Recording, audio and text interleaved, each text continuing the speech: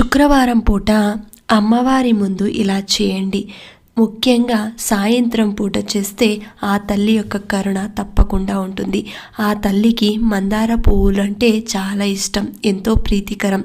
ఎర్రటి పుష్పాలతో ఆ తల్లికి పూజ చేయండి. అంటే మందార పువ్వులు, గులాబీలన్నా లక్ష్మీదేవికి ఇష్టమైనవే.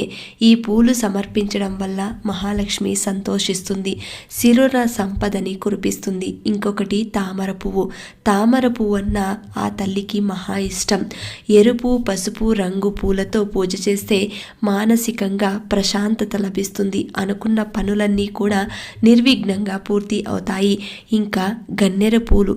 గన్నేరు పూలు ఆ తల్లికి సమర్పించిన సిరుల వర్షం కురిపిస్తుంది. ఆ తర్వాత ఒక చిన్న మట్టి ప్రమిదంలో ఉప్పుతో దీపారాధన చేయండి. మీకున్న అతిపెద్ద సమస్య డబ్బు సమస్యని పోగొడుతుంది. ఇలా కొన్ని శుక్రవారం